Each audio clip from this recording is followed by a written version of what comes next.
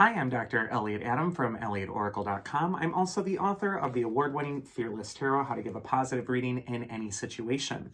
And I'm now offering signed copies of Fearless Tarot on my website, in which I'm going to pick a card for each of you and inscribe something personalized about what that card might mean for you, especially in the coming year. So if you're interested in that, you can find that at ElliotOracle.com. It is time for this week's Oracle Reveal. So earlier today on Instagram, I placed up a photo of 3 different animals, and I asked you to use your intuition and just ask yourself which animal's calling to you, because that animal has your message. And the animals that are pulling you into the new year are the crow, the deer, or the horse. So if you're just joining me right now, ask yourself which animal's getting caught in your head, because that animal has your message. For those of you who picked the clever crow, the card says mystery, intelligence, and cycle of life. And Crow is all about coming full circle and also embracing not just the bright and happy moments of your life, but learning from the shadow, learning from the challenges of the last year. This could be a time when you're really looking at what's truly happening beneath the surface. And Crow is also a really magical creature. So this could be a time when you're applying magic to the situation and also setting your intentions for the new year. The first card for Crow is what it's best to place your focus on as we're going into this next year. And we got the Lovers card. The Lovers is all about partnerships, connections, and also the Lovers can indicate that this is a time to reach out to others. The Lovers can absolutely mean love relationships. So this could indicate that this is a great year for loving opportunities or deepening your connections with people that you're trying to develop relationships with.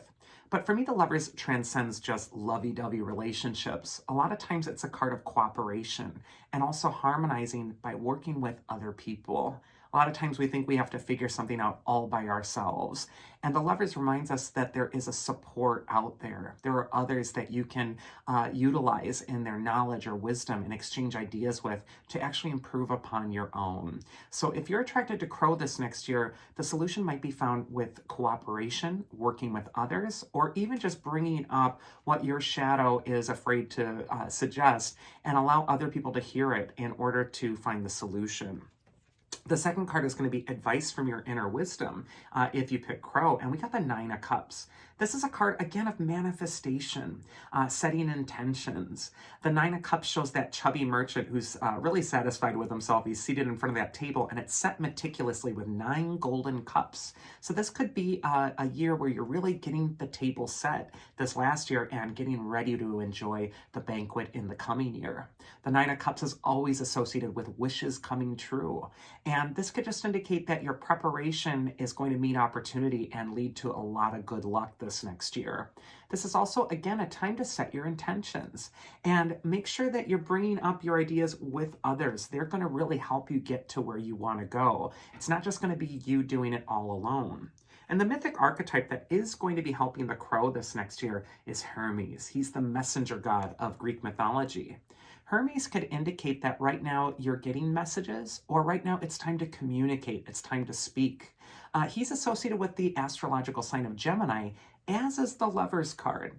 And this could just tell me that as we get into this next year, that which you're trying to manifest could really be coming up in the months of late May or maybe even early June. So this is, again, a time to really set your target and also set your intentions and communicate more. Speak about what you're trying to accomplish, and doorways will open. All right, the second card, or animal, is the Delightful Deer, and the card says clarity, adaptability, and divination. And deer is such a gentle animal. The deer reminds us that sometimes we get further when we're not pushing and struggling and forcing something to happen, but instead when we approach life with a gentleness and an openness and a fearlessness. So deer could just indicate that you don't want to brace yourself as facing this next year as some sort of challenge. You want to open yourself to it. You want to be innocent with it and look at it with wide-eyed wonder. All sorts of possibilities await you. And that divination on the deer card could also just indicate that this is a time as well to deepen your own divination practice. First card for deer is where it's best to place your focus this next year as we go into it. And we got the 5 of Swords, which always warns you, don't take on more than you can handle. We see 3 squires here. And two in the background are really frustrated. They were tasked to pick up these 5 heavy swords, but they just couldn't do it. There was just too many of them. And so they're kind of pouting and moping. They're looking at that element of water in the background. They're stuck in their feelings. And we got this third squire in the foreground who's surrounded by the clouds and the element of air. And he's picking up 3 swords for now and leaving 2 for later. He's outwitting his opposition. And what this could just indicate is right now you want to break up your huge project into doable bits. You don't want to inundate yourself with like, okay, well, I got to do this and then this and then this, and then you don't get anything done. And then you're in your feelings. The 5 of Swords is really saying, have a systematic approach. Get organized in your thinking. Come up with a structure or plan. Write some lists. This is really going to be helping you this next year. The second card is advice from your inner wisdom. Another swords card, Knight of Swords. So for deer, again, gentle approach. You might be feeling this ferocious energy of having to accomplish, having to achieve. The Knight of Swords is always in hot pursuit of his goal. And he's not really mindful of who he's running over or even how he's treating himself or his horse. In fact, look at his horse. The horse is looking up at him like, I can't go any faster. You're pushing me too hard. So I really think self-care is the name of the game for deer this next year. And you might want to be most gentle with yourself. And not just in the world, but swords have to do with our thoughts. So especially with how you're thinking and how you're assessing your progress. And then the mythic archetype that will help you if you pick the deer is Zeus. He's the great king of the gods. He's an archetype of expansion, akin to Jupiter. He's a really lucky symbol. And this could just indicate that good luck will find you if you don't give up hope. Zeus could also indicate that you want to take that airy approach. He's the god of the clouds, of the sky, of the air. And so this element of air is really playing strongly for deer. I think it's important that they're really managing their thoughts and really being mindful of what sort of thoughts are going on in the background and how that might be affecting your progress or even your challenges. And then finally, the honorable horse comes up with the words freedom, leadership, and intuition. And horse is a noble animal. It's also a symbol for magical assistance. Horses can indicate that this is a time, again, to open yourself to help and also to allow yourself to be helped, to really just kind of, let someone else take you to your destination. Let someone else help you from time to time. Don't feel that you have to do it all by yourself. The first card for horse is where it's best to place your focus this next year. And we got the 8 of Cups, which is always a card of soul searching. The 8 of Cups shows that eclipse happening where the moon is blocking out the sun. The sun is your external self. It's your image. It's the public face. We all have it. But we also have the moon. We have that hidden side of ourselves, that authentic part of ourselves, which can't be satisfied with just the artifice that's found outside of ourselves.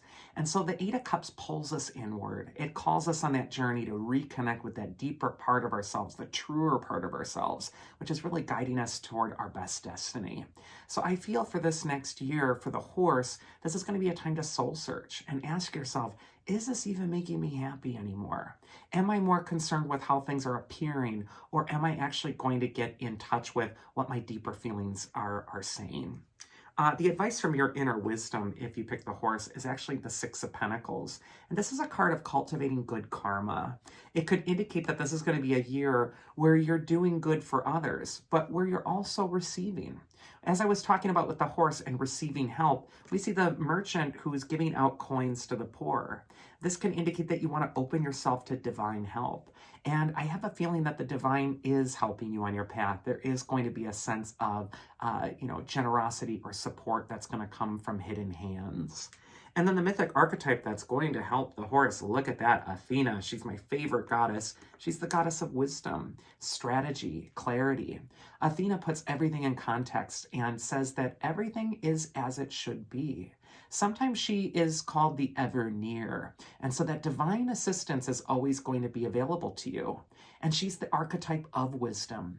That wisdom that is within you is ever near. And all you have to do is turn inward, tune into the authentic part of yourself, and you'll hear Athena talking to you.